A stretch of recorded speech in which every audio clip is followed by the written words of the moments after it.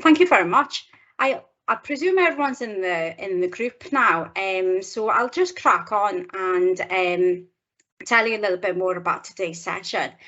So we've got the incredible Adele Patrick joining us today with the brilliant Kim Simpson, who's the project manager for Remembering Together. We've also got Carla helping out today, who is the project officer for Remembering Together. I'm sure a lot of you've met some of us already. So today's in conversation is about on reflection and relevance, and I like that in the chat when we were talking about winter, we're reflecting on the things that we like about it. So this conversation will explore how we find and create relevance when collaborating with or serving diverse communities through our own reflective practices. Kim and Adele will discuss the tools that they use to reflect, to learn and to deepen the relevance of the work that they do, while touching on some of the themes and ideas that have come up in their own reflective practices.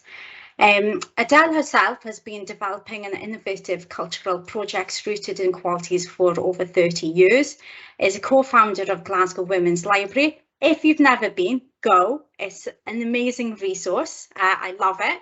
And a co-founder of Glasgow Women's Library, which I've just mentioned too early, but that's what I was talking about, Glasgow Women's Library. Trained as a designer at Glasgow School of Art, and she's collaborated through her career with creative locally and internationally. Adele gained honorary doctorates from Glasgow School of Art from Strathclyde University and became Scots Woman of the Year. A CLO Leadership Fellow with research focused on feminist leadership, where she met Kim. And Adele works with change-making cultural organisations and creatives as a coach, mentor and trainer. So a big welcome, Adele. I'm going to hand it over. I think that's enough from me, introduction, and I'm just really looking forward to today's session. And just to say, once the conversation's finished, we will open it up to Q&A and breakout rooms and stuff for everyone to join in on today's session. But yeah, big welcome, and I'll hand it over. Thank you so much, Tanwyn. I'm also just going to say, for Adele and I's sake, and also for everyone else's sake, that the two of us have recently had COVID, and so we may have the odd moment of like coughing and spluttering, but we'll do our best. And it's always a pleasure to chat, Adele, even if I am feeling absolutely still a little bit from COVID. How are you today?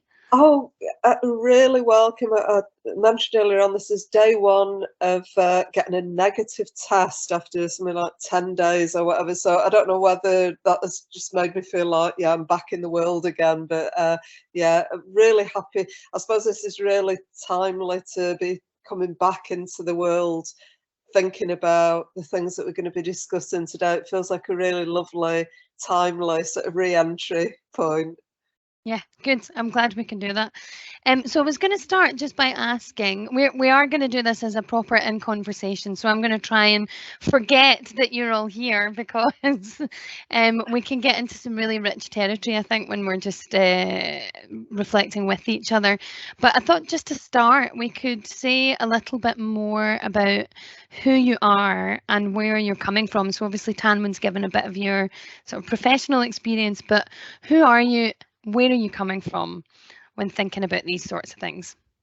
Yeah, I suppose it's important to say that, yeah, our identities shift, don't they? And where I am just now in my life, I suppose, is in a point of long transition. So over the last few years, I've been thinking differently about the work that I'm involved in the Women's Library, because, you know, I suppose I'm thinking about that, the evolution of that project, that it's sensible to sort of think about what it's like without me in it, for me and for the organisation. So that's been happening over the last few years, and I suppose that's thrown up lots of really rich, challenging, exciting questions about its relevance and my relevance in relation to the organisation. So yeah, there are lots of knotty and interesting questions there. So I'm in that sort of mode of almost like moving out of the organisation. but I'm also sort of like really challenging myself to think about what you can do as now I'm sort of embracing my eldership or my older age or whatever, what it means to do new things and to have new demands of yourself at this time in history. You know, that it just sort of feels like, you know, there is some scripts that older people might have for what they can and can't do. So I'm shifting my attention from maybe some of the or expanding some of the challenges that have been in my head around other intersecting discriminatory ways of thinking about life, you know, that you encounter and that you want to sort of organise around and be creative around. But I suppose I'm really palpably feeling at 60 that there's new challenges ahead for me, you know, to remake myself and reinvent myself and sort of think about what my own relevance is, what my own purpose is.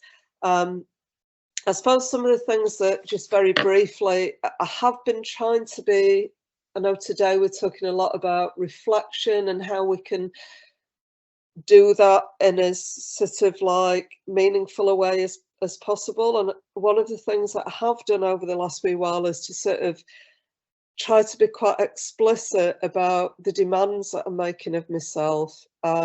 So we could maybe touch or circle back to some of those things later, but I think rather than sort of drifting and feeling like, oh well, you know what you know, and you know, I suppose it's maybe a counterintuitive thing, but I'm trying to be a lot more, asking a lot more. A lot of the questions are there, like the how, what, why, seem to be really uppermost in my mind at the moment. Like, why might we be doing the work that we're doing just now in the world? How should we be thinking about doing it? Who needs to be involved? These types of questions seem more urgent to me than ever. I know that that's it. All of that sounds a little bit sort of esoteric or whatever, but there are. I think these times have thrown up some deep questions. But Kim, tell me where you're at and where you're coming from just now. So it's interesting hearing you talk. You say esoteric, but I can hear you kind of pulling from lots of different things that are sort of present in your day and in your mind when you're doing the thing that we all turn up to, which is our job, you know. So a lot of us here, we're here because we're paid to do this as a job.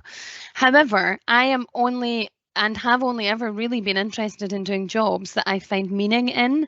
And so if you look at my own kind of like personal kind of professional history, it's all things that I felt were relevant to me, that I could bring some kind of relevance to. And reflection, I think, is something that has become increasingly important for me since I was around 23 and I was first diagnosed with the condition, one of the conditions that I have, which opened up a whole series of other conditions to get diagnosed with over the next, 15 to 20 years. But that need to reflect. The reflection is a really important tool that I use to guide my energy, I guess. It's a way of kind of sifting through what are the things that are that I'm having some kind of authentic response to. What are the things that I find meaningful? What are the things that I gain strength and nourishment from? And that tells me a lot about where it is that I need to kind of lean into next. So even the fact that I'm working on this particular program is as a result of my own relationship to these ideas of relevance and of reflection. The other thing just to say is for anyone who maybe doesn't know this yet, although most of the people here will, that relevance is actually one of the values that we set at the start of the program. That wasn't just me that did that. We did that as a team and through kind of listening to what our partners were saying. And the idea of relevance is a word that within kind of disability arts contexts came up as a replacement to quality. because the idea of quality kind of has a value judgment on it, and whose quality are you talking about, and how do we say that one thing has quality and one doesn't? And actually relevance feels like a much more powerful term to describe authenticity. You know, the things that maybe people are thinking of when they think about quality, for me they actually it means more to say relevant. Is this a piece of work that's relevant to me? Am I reflected in it? Does it feel like something that is part of my reality? So relevance as an idea to talk about today has a really clear relationship with remembering together, but reflection also, because remembering together is about carving out space for reflection through the process of deciding what memorials should look like in each area that we're working in, but also as a thing that will then exist, or a piece of music or whatever it is that people decide they want. That thing will exist after this program, and it will be an invitation to continue to reflect. And what we have learned so far through doing Remembering Together, and I'm sure that everyone here would agree with this, is the reflections have been incredibly educational as well, because we've been reflecting with people whose experience is different from our own. And so we want the programme to reflect that as well, and to be relevant. I mean, we're going to say the words reflection and relevance a lot during this chat. But yeah, what came up for you when I sort of first brought these concepts to you to discuss? I mean, I can't think of two more absolutely and utterly live words.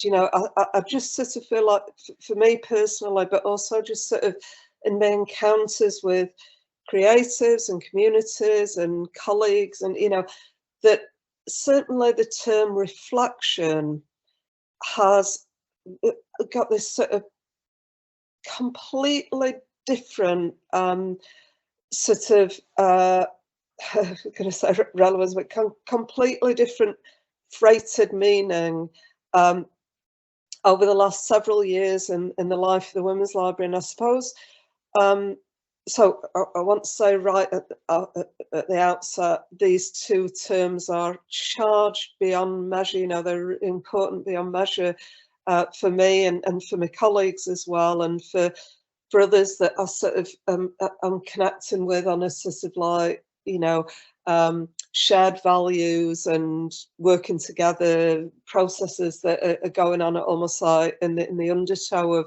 of my life. So over the last few years, I would say that we've shifted in terms of women's libraries working, and I felt like this sort of accelerated as a result of me taking time out to reflect during CLAW, was a shift from almost being sort of really task driven and looking at action. And I was actually talking to Tanwin a little bit about this, about why do we even think that this is not likely to happen when you've got funding structures that speak only of outputs and outcomes.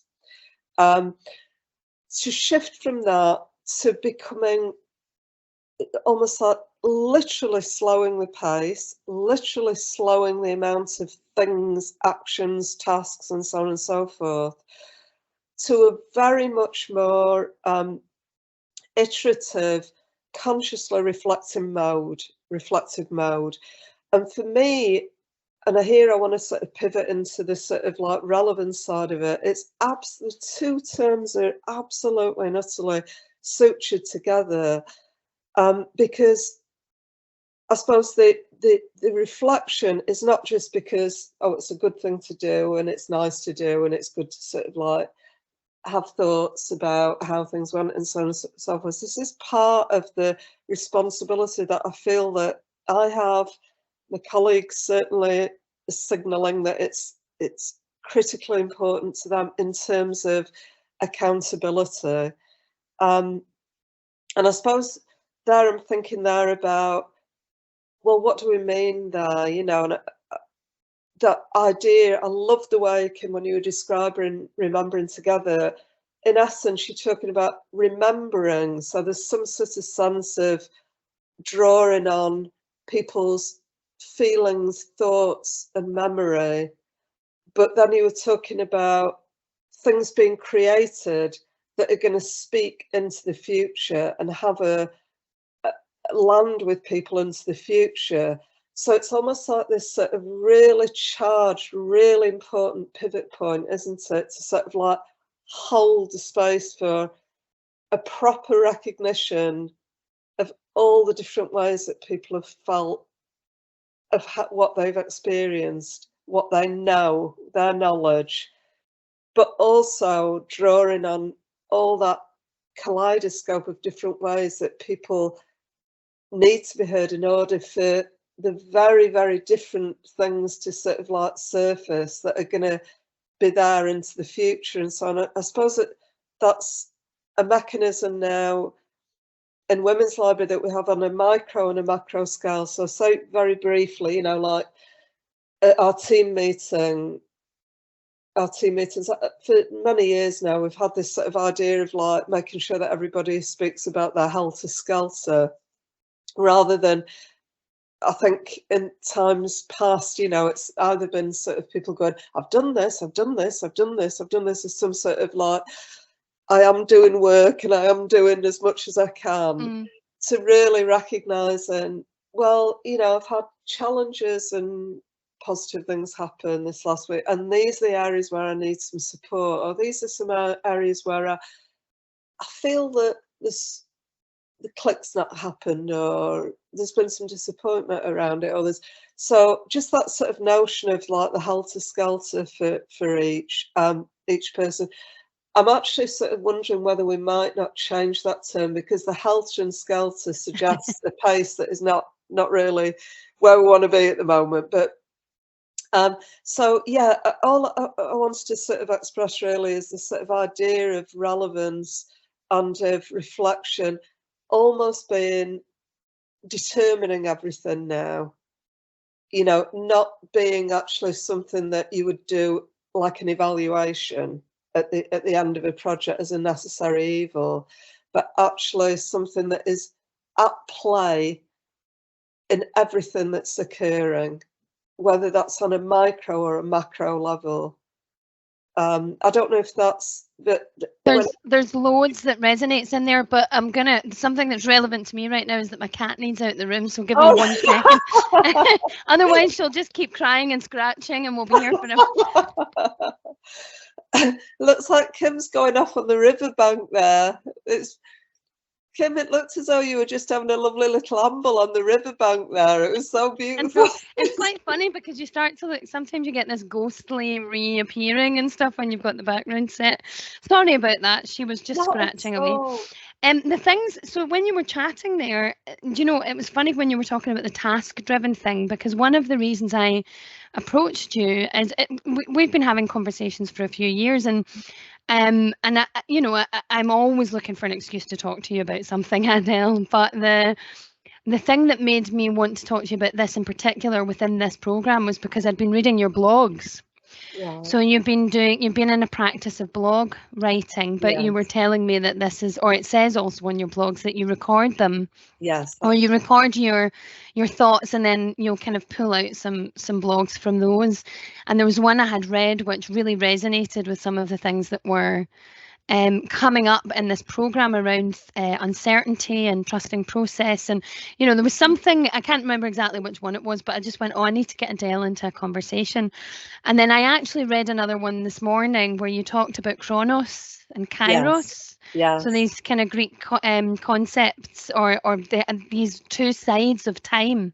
Yeah. And I remember thinking this is really interesting because chronic, as in chronic illness, which is something I have, comes from Chronos. And I was like, wouldn't it be interesting if it was called a Kyric illness instead of a chronic illness? Ooh. And how that would change the perception of it, because with Chronos, what you said in the blog, it talks about it as an anxiety-filled, task-driven, you know, time slipping away. There's this kind of like kind of negative connotation to the term Chronos, whereas Kairos is more about time as a generative thing and the opening up of space and the opening up of reflection and the opportunity that comes with a moment. And I think this whole program is really about trying to find that spot of building a little protected moment for that potential opening up to happen. And so we've really held back on trying to kind of set very specific outcomes and objectives to this program, and part of what my role is to make sure that that's reflected back to, you know, our funders and the people that we report to make sure that that space is protected and that the reasons for that are very clear and obvious. But just when you were talking there, that really kind of landed that concept of, you know, reflection feeling counterintuitive, but actually it can shift from that task driven thing to that, you know, moment of opportunity instead, or something larger than the moment itself. Does that make sense? Absolutely, Kim. And it just sort of feels like, you know, that the paradox of a project of the scale of the one that, and complexity of the one that you are all working on, which is about expediting something, bringing something about in very complex ways with lots and lots of different outcomes and outputs, but holding it in a way that allows for so many unknowables and so many uncertainties and so much sort of space that it really does require that tightrope walking. And I suppose I was thinking about how, you know, in some more significantly scaled projects that I'm working on either in Women's Library or outside, where there's that same, I would say, productive tension there, you know, of and I was thinking about something that I've read recently.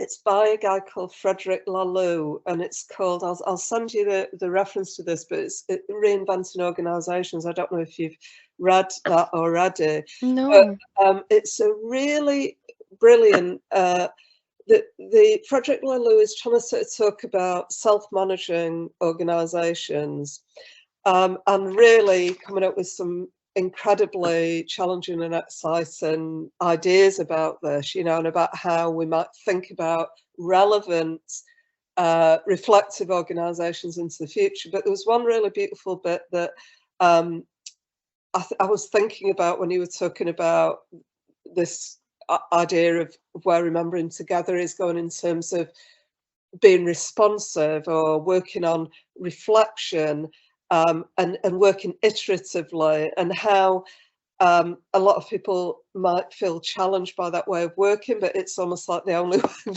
way of doing it. And so Laloux, I've got a little quote here from this Reinventing Organisations, and he's saying, he's talking about this in terms of strategic planning. So that's something that in the Women's Library since COVID, we've resisted going into the strategic planning. We have to do this because you do it every 3 years or 5 years or whatever, and you need to get it all boxed off and so on. And in the past, in strategic planning, we have involved everybody in the organisation. It's not been a command and control, top-down type of process. We have asked everyone to contribute their thoughts and visioning and feelings and needs. But I think there was something about almost like the process that we just needed to do a bit more thinking through and listening to others. But Laloux has suggested this idea of strategic planning as an organic process that's based on sort of radical, deep and ongoing listening and reflection. And he says, the deep challenge here is it requires letting go of our sense of control or our illusion of control. The illusion that we've done our job as leaders, for example, we've done all the analysis, we've got the plan, that things are going according to plan, that we're in control. But he's saying it's a much higher bar and a much scarier standard to let go of these illusions, to get clear on purpose, and to stay conscious and present at every moment.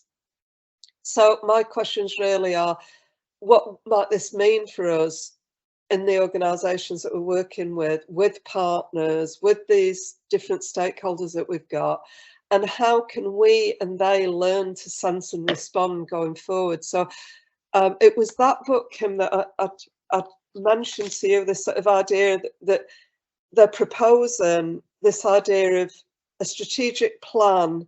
Normally is like people craft it, you know, in the better organisations, it's shared by all and owned by all, but nevertheless it is a plan.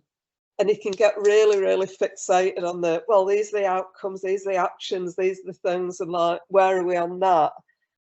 And fail to take the opportunity of thinking, but what are people saying, what we're hearing, what's our intuition, what, you know, what do we need to do there? So I think that's where the metaphor, I got the metaphor from that particular text about thinking fair enough to have a plan, but almost thinking about it as getting on a bike when you've never ridden before and being given the instructions for how to ride a bike and the destination, that if you're just working on the plan, then all sorts of things can happen. But if you're actually trusting to that process of like, oh, I did that and that happened, but I can see that there's a divot over there, I'm going to avoid that, and I know the plan is to go that way, but everything that's everything like the stormy weather or the whatever is telling me to maybe just pause for a minute here, or to sort of like take a different route. And I think Lalou's sort of talking about however many people are involved in this who are on that big tandem or that massive bike or whatever, but to trust that they're professionals and they're specialists, and that they do know that they've got those intuitive ideas about how we can get to that destination, that it less about the mechanistic way, more about the reflection. I don't know if that's... No, I remember we you kind of touched on that metaphor of the riding a bike. You know, you're constantly tuned into what the relevant information is. You're reflecting on your environment, you're reflecting on the road, you're reflecting on the people around you, and you're making all these decisions in a split second. And I guess there's something about how do you make room for intuition to develop? And for me, that's where relevance and reflection come from, because the more space we give ourselves to connect with what's happening, I guess the more intuitive we can be. And, you know, maybe it comes more naturally for some people than others, and that's absolutely fine.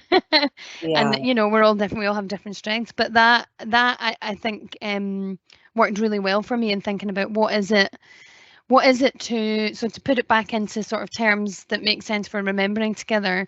We have a whole set of people involved in deciding how things are going to work in an area, but ultimately the artists who are doing the projects are the ones who are there riding the bike.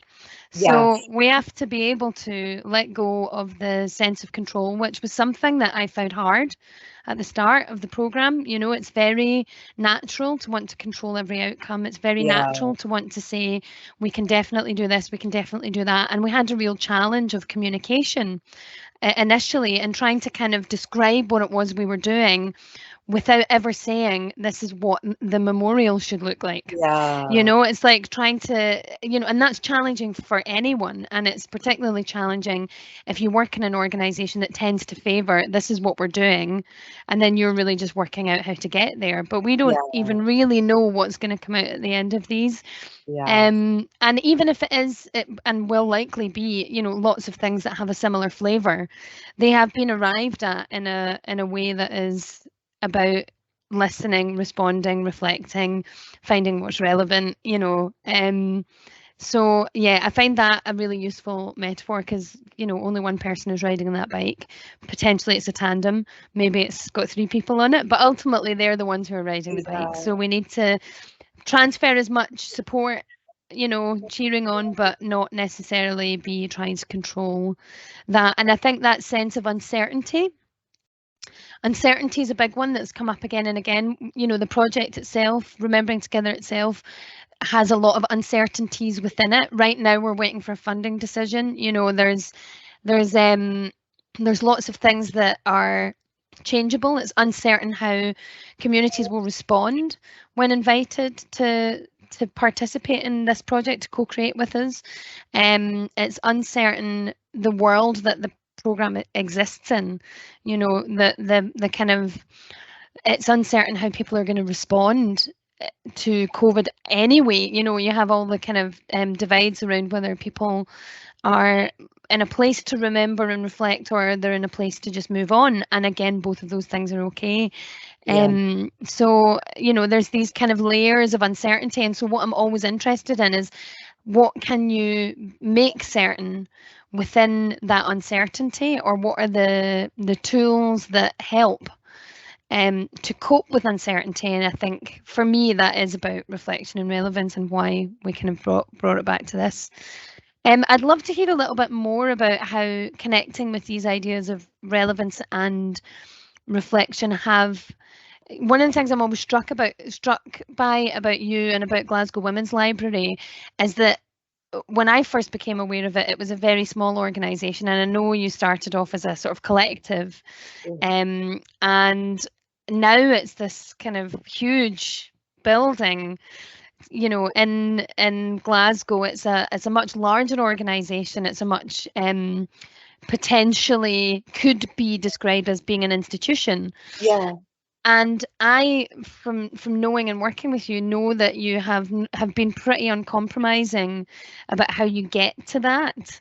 You know, this thing that you talked about earlier about you know, reinventing how you're organising, how you're doing your strategy at Glasgow Women's Library. You're sort of bucking the trend to do your 3-year strategy just because the time has come around, and to start thinking about different ways. So you've challenged an assumption there, and I guess a lot of assumption has been challenged through the history of Glasgow Women's Library's sort of existence and development. Can you say a bit more about how relevance and reflection have come into that sort of? Yeah, definitely. I mean, one thing that struck me earlier on, Kim, when you were talking about, was, for me, the way that you're working on remembering together, a way that I feel like it synergizes with the way that I work and the way that the Women's Library work, is just having absolute and utter proper regard for values and what they actually mean, you know, what they mean to the organisation. So it still amazes me when I encounter colleagues who are less sure, or you know, that have to park their values when they go into work. And I've heard young people, to me, that's just an absolute and utter tragedy, that there could be a situation where you've got the potential of somebody, creatives or others, you know, who might feel that they can't bring themselves into the organisation, they can't bring their values. So I feel that there's something about having an absolute ballast of people believing in the values of the organisation, almost like, I know that Adrienne Marie Brown calls it like the North Star, you know. So even thinking about that strategic plan, it's almost like when we were describing the work that both organisations are doing at the moment, it's not necessarily the plan for outputs and outcomes that are material, you know, it's about that, those values being manifest in whatever work, you know. So you're moving towards, you're being drawn magnetically towards values that, and visions that are about changing the world, you know. But I think there was another thing that you mentioned that, again, I sort of feel like is playing into our thinking now, but I'm feeling is maybe something that we had to attend to as we started like employing people. You know, we're an organisation that we're a volunteer organisation for many years, and I suppose it's that sort of trying to think about souls, not roles. You know, that individuals are what makes an organisation at any point in history. So if we had a little snapshot of Women's Library intervals over the years, it's completely changed. You know, in all those instances, there is some recognisable traits that I think are the values. I think that's what we're looking at. But I think in terms of what it does, where it is, who's in the room, and so on and so forth, it's hugely different picture. And I've been thinking about this quite a bit lately, of almost like that sort of dissociated way of saying, this is the organisation and we're all there serving the organisation. And I prefer to sort of think about this idea that we are at the service of of others in the communities, partnerships, relationships that we've got around us. You know, that there's no point in having a women's library if it didn't have relevance, or if it's not reflecting all the time. So I suppose it's like, well, given that we're made up of a complex array of individuals at this point in history, are we clear that everybody shares the same values about respecting everyone, about learning, that we're learning as well as those that are working with us are learning in our organisation? You know, all the core values of the organisation, is everybody on message with those? Does everybody feel like it chimes with what their own values are? And it's almost like everything else will issue from that. And I think increasingly I'm feeling that it's issuing from that active listening point. You know, I feel like, as you talked a little bit about the challenges that are, you know, you've encountered for yourself in terms of, you know, control and so on and so forth. I have the same types of challenges myself as well. But I think also we have a lot of challenges within our sector that are about action, tasks, workload, and so on and so forth. And we're also sort of quite good at giving people a good talking to, you know, rather than giving people a good listening to. I think our culture is very much like that. And sometimes we're talking to people because we're trying to be kind, you know, we're kind of bit. But I think that idea of like, what would a good listening to look like just now for this community, or for these new stakeholders that really we're not reaching, you know. So I know there's a fair bit packed into that, Kim, but I suppose just that thing. The only other thing that I wanted to mention, I suppose, is that I think something that's radically changed over the last few years is this consciously trying to say, well, if there is growth in this organisation, again, accountability, what we're going to do with that growth, how are we going to structure the organisation in a way that's appropriate for the values of the organisation. So hence my keenness to get to grips with what feminist leadership is about, because we are a feminist organisation. And I just wanted to mention another wee quote here that is really, you know, there's various sort of, I know we're going to go on to sort of tools in our toolkits, but there are some tools that, you know, I feel like I've been given, whether it's by you or by others who I'm in a supportive network with, you know, I feel supported by, but also by reading and coming across people. And one key person for me at the moment is this incredible feminist leader called Shalata Batliwala. And Shalata, you can, again, I'll send you a reference, it's in me, they're in my blogs as well, but she's talking about, as a defining feminist leadership, she's sort of talking about this idea of listening, but nurturing agency in others, and at the same time devolving power. So she says, feminist leadership and governance is always about agency and power being devolved where possible, rather than aggregated. And this is where I think it links with our discussion today. She says it's about openness, discussion, and transparency, and less about closed retention of power and control. So I think that idea of, well, if you are growing an organisation or a project, how can you navigate that idea of accepting that power is at work and feeling like, well, actually, power is at work in all organisations. So what we're going to say about the power that we have, how are we going to make it transparent? But I think power can be, for all of us, can be a positive thing, you know, that how can we make sure that everybody feels, I know empowered is a difficult word, but can feel their power in a positive way in their setting, you know, as a soul, not a role, you know. I love that. I love these. The soul, not a role. I'm really looking forward to getting the names of some of the people you've mentioned, and also, obviously, I know of Adrienne Marie Brown. For those that don't, we'll make sure that you get the information about her as well. I just want to go back to the thing you were saying about values, because it's interesting, and I think that's a really helpful way of thinking about it. Is whatever we're doing, that there is the outcome, but it's the manifestation of the value, and whatever form that takes is the right thing.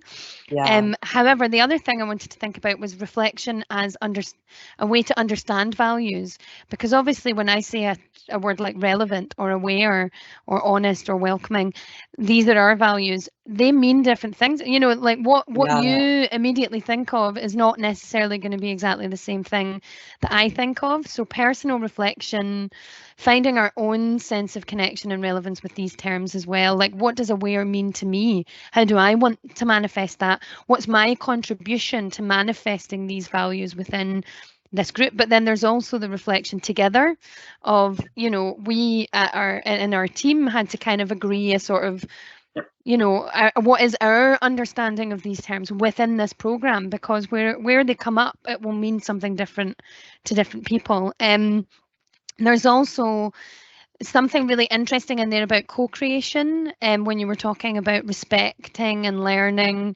you know, like, and you know, are we all starting with the same values of respecting each other, of wanting to learn, of recognizing the learning that we do benefit from doing a project that involves co-creators, you know, involving themselves with it, and that kind of that for me feels like the distinction between participatory, socially engaged, and co-creation. I know that anyone who's working in any of those fields is going to be receiving information as well, but co-creation for me feels like it really specifies that in a way that the other terms, for me personally, as a really personal reflection, don't necessarily kind of encompass. And I love this, what's a good listening to look like? I think that's a great way of putting that. But when you were talking at the end there about listening, nurturing agency, devolving power, these are things we've really tried to do at Remembering Together. And I think when you were talking there, I was kind of going, oh yeah, here's all the ways that we've done that. And then it kind of, in my head, immediately led me to, I wonder about all the ways that we've not done it, which reminded me of the conversation we had about failure, and the way that reflection and relevance can help us to reframe failure, and failure being something that I think, you know, it would be easy within this program to feel like elements are failing, because we always have aspirations and ambitions about wanting to connect with the most hard hit people within, you know, our society who've experienced COVID. But there are so many barriers in place that are not necessarily shiftable within this particular project. So and I really found the conversation we had about how relevance and reflection help to unpack failure, or to maybe reframe it as something else. And we talk a lot within the program of, you know, artists on the bike, you know, in the community, seeing that actually this plan that they'd had to do X, Y, and Z is not going to work because people are doing this and they're not doing this.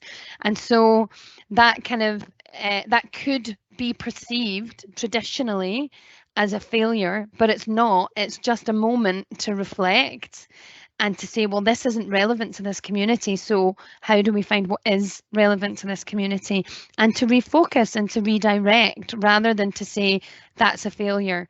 So I think there's a really interesting thing in there to, yeah. Absolutely. I mean, honestly, Kim, I felt like when we were talking about that, it was just such a relief, because I've noticed that, excuse me, the rhetoric of embracing failure really taking on a sort of a new momentum the last wee while. I know that it's been around for a wee while, and I had quite a lot of questions around it. But I think you're absolutely right. If you're thinking about that metaphor of riding our bike and going towards our destination, and having our work really reflecting values. And there's so much to say, isn't there, about that sort of idea of talking about values until they're properly understood, by all, and that there's some sort of consensus around what some of these terms really mean for people. That all this is about work that needs to be done at a really sort of like granular type of level. But I suppose I'm thinking about on that, if we're thinking about that metaphor, that if you are riding a bike and you encounter a river and the bridge has fallen down, to actually say, I'm just going to power through, I'm just going to go, because rather than thinking, what do people who are local to this situation say? What would they suggest to me now, rather than say, no, it's okay, I'll just do it my own way, I'll just ride the bike in through this river or whatever. That in any other context like that, we would be saying, who would know best about this broken bridge? Who are the people who know most about, who are the ones hardest hit by this, because they will have come up with solutions about how to get to this this destination, the shared destination. And I think that it seems not just a little ironic to me that in working on a project like Remembering Together and working on Women's Library, that what we're prepared to do is to sort of say, we do want to listen to those who are hardest hit. We do want to understand better maybe overlooked voices, or those that are easy to ignore, or that we're going to approach it from this thoroughly inclusive way. We're going to try to do this to the best of our ability, and we'll be encountering things that we don't know about, that are going to throw us, that are going to be a problem, and so on. But how interesting to me that for me that is about courage, and not about something that is sort of like, I was just thinking about this the other day and saying, how would I feel if colleagues were regularly saying to me, I failed to do this, I'm a failure at that, that's a failed project. I literally cannot think about a project that I think of in that way. I just do not think about them in that way. I think about, well, what has the learning been for us there? What are the? I know that that is part of that rhetoric, but how the learning occurs, as you say, is through the qualitative, the reflective activity around any actions that we're doing. Yeah. So it's like, well, might we have built in even more intervals to pause there? Oh, let's do that the next time. Like, great. We've learned something really positive there. And I suppose if there was a widespread use of this terminology, for example, in government, with the funding, that we were hearing from those who do properly have the power that they are failing us, and that the mainstream models of leadership are palpably failing us. I mean, we've got widespread poverty, we've got child poverty, we've got hunger, we've got the world going to hell in a handcart, we've got war, we've got this in a global, a micro and a macro scale, failures beyond measure in mainstream ways of doing things.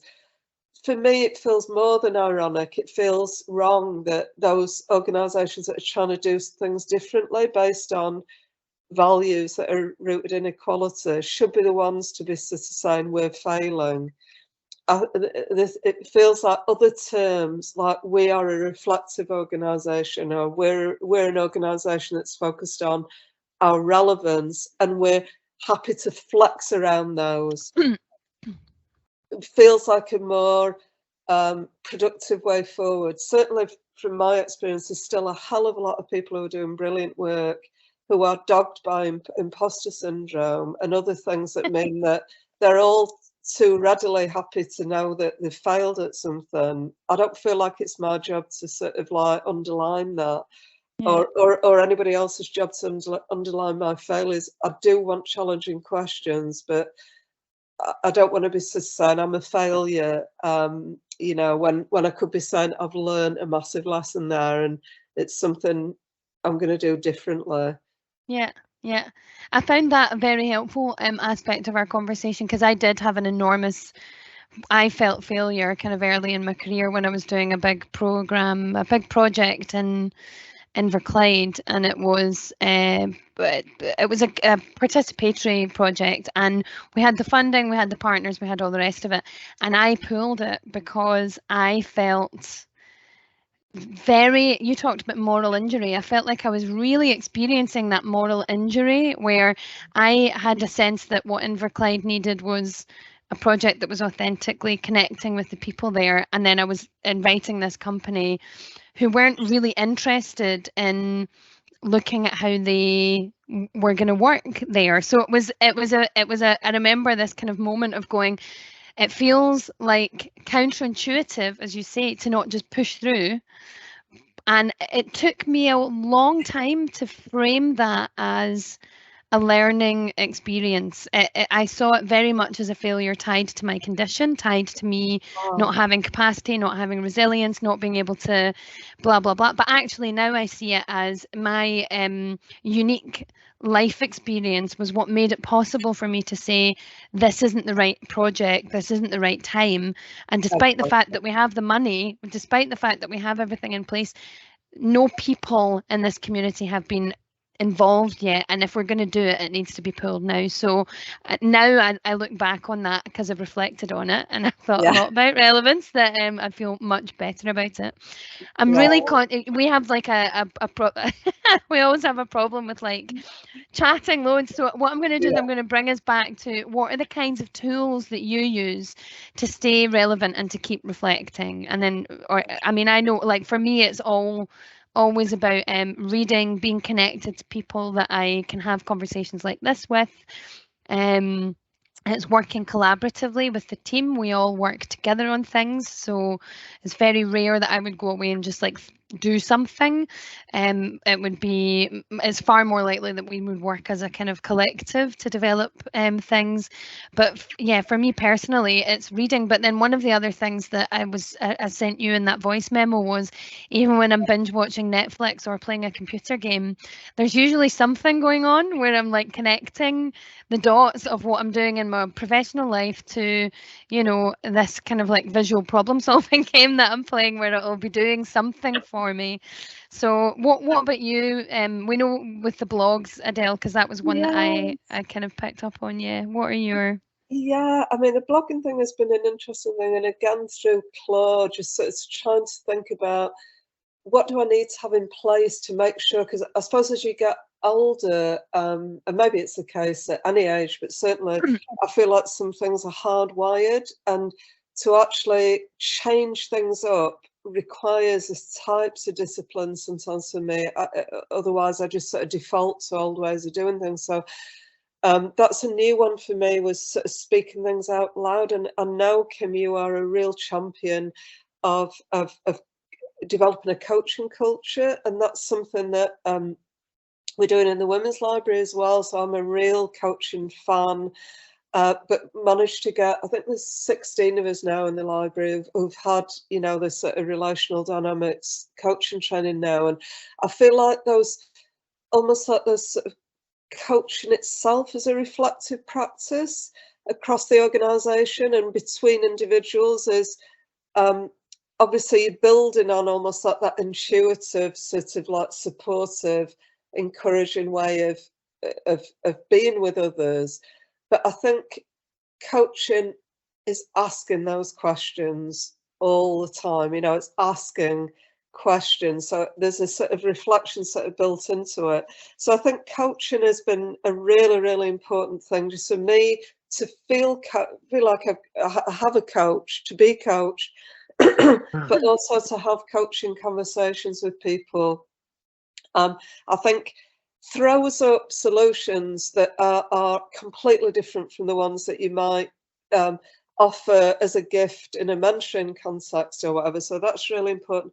The other thing that I've been doing as well the last wee while, and I'm sure people will just think, goodness me, you know, like how much navel gazing can a person do? But for me, it's really, really necessary in terms of almost like we talked about the lodestar or the North Star for organisations. And I feel that you can wander in your life without having your own, you know, obviously you might have your own values, but almost like, well, what do you want? What's your own purpose? How are you bringing about change for yourself and others in the direction that you want that to happen in? So I do this thing every month, and it's what I call an inventory, which sounds a bit, I'm not somebody who's interested in you know, spreadsheets or anything like that, but I have this inventory where I really am logging every day, and then I'm looking over each month at what has brought me closer to the specific things that I feel are like important in my life, you know. So what's been bringing joy, what's been bringing satisfaction, but how has compassion been mobilized? What are the different things that have got me closer to, for example, my creative emergence, you know? What are the things that have been breakthroughs, momentum? What are the things that have shifted? And above all else, I suppose, this sort of idea in all the interactions with others to try and be thinking about, well, where were feelings and needs in these different conversations? You know, what have I learned more about in terms of the people that I'm collaborating with, or those that I'm trying to support, or, you know, with colleagues and so on and so forth. I suppose that all of it can sound overwhelming, but I think really it does boil down to that. What are people's feelings and needs, and how are you providing space for them to be heard, whether it's your own or others? You know, that they're all important. Yeah, I love that you described the practices that you kind of need to cultivate and consciously engage in as well, because I think I'm a natural reflector. Like, I do tend to kind of dissect anyway internally, but it can get that term navel gazing and unconstructive if I don't channel it in some way. So I do a lot of journaling, I do a lot of talking through things with people. And it could even be, you know, just the conversations I have with my husband and how I unpack things with him, or and also the kind of personal values are, you know, I don't do an inventory. I love the idea of doing an inventory for the. I think I do it in a kind of well-being sense. I think anyone who's ever come up against burnout, I mean, I'm sure if I asked for a show of hands of anyone who's burnt out in the Remembering Together project, there would be a lot of hands, because I certainly have. More than once, and had to take time off work and things like that. And so there's a kind of like natural reflection that comes from that, where I'm like, what are the signs? And there are some great well-being charts around, you know, you can kind of like assess yourself almost and be like, am I feeling resentful of things? And am I doing that? You know, am I getting frustrated? Am I, etc.? And that's been a really helpful way for me to think about, am I working in a way where I'm stretching beyond my values, where I'm working out of step with them? And again, I have to know what my values are in order to remain relevant and true to them.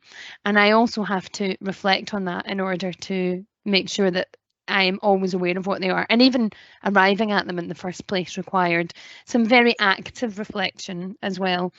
There's so much more that we could say, but what I'm going to do is I'm going to just ask everyone who's here, we're going to put you into breakout rooms with 2 questions. One is, what tools do you use currently to reflect? I'll pop them in the chat. And the other one is, oh, it doesn't want to go in the chat. Yes, it does. How do you keep up with what is relevant to your work, to your community, to your project, to your practice, or to your team? But before doing that, if you could just take, let's say, 1 minute to reflect, well, two minutes to reflect on those. Just jot down some things in your notebook or, you know, on your phone if you're a voice memo person, and then we'll do a breakout for about 5 minutes to give you a chance to talk to each other about it, and then when you come back we'll get a sort of final reflection. But really what this has been is Adele and I reflecting together on what's relevant to our practices. So I'm gonna honor the silence and just put myself on mute for a moment, and then Carla, if in a couple of minutes you could just put everyone into breakouts, that would be great. Thank you, Adele. I'll thank you properly when we come back.